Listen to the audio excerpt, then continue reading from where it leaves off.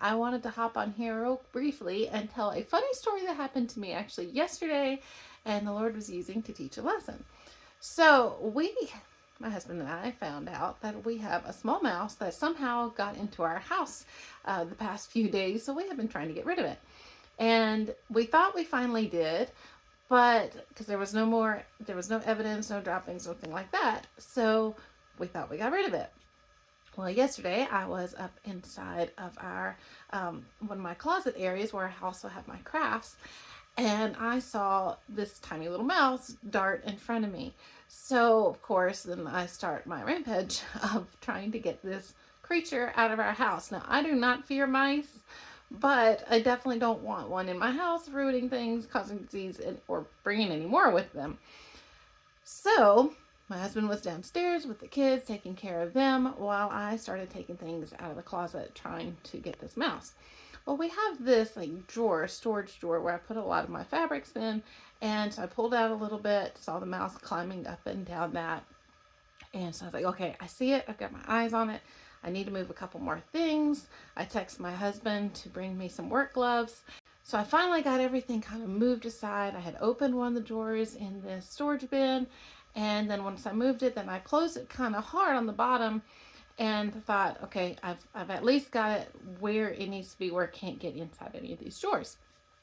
So I then look around the side and I notice at the bottom, I saw the mouse, and the fur and everything was just humped up, and it was still, it looked like I had pinned it accidentally between the drawer and the storage leg. I was like, oh man, that's not exactly the way. I mean, I'm glad I pinned it, but I really hope I didn't kill this thing that way. That's a terrible way to die. I was just hoping to release it outside.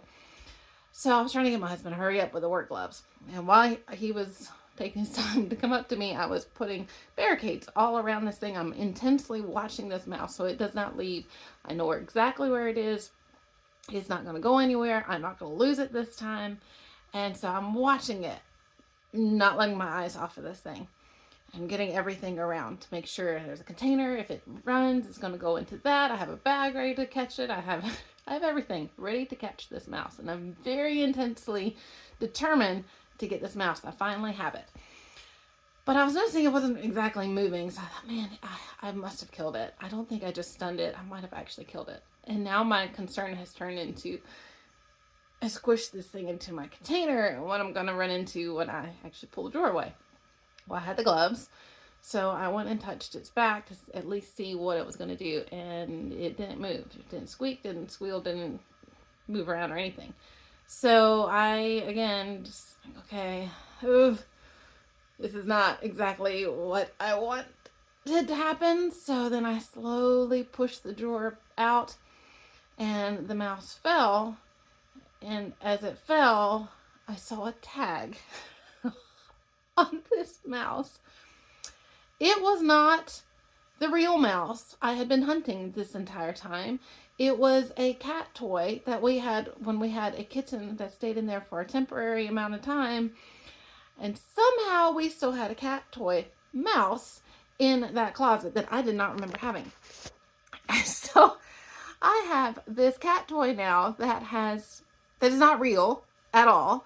And I now have the real mouse still running around, probably laughing at me and thinking that was the best decoy and god prank ever in history of mouse world. So anyway, of course, I never caught the real mouse. I'm determined today I'm gonna be getting some traps and getting this mouse. But the moral of the story that I felt like the Lord was also showing is pay attention to sometimes the things that the enemy puts in our lives are actually decoys to get our distraction, to get you distracted, to look at those things rather what he's actually doing in wreaking havoc and other stuff in your family. So use discernment and ask the Lord, what are the things that I really need to focus on this year that need to get out of my house, that I need to turn my attention on? What are the things I need to do to make sure that I purge fully and well, and not things that are distraction or that don't really have any kind of effect in my life.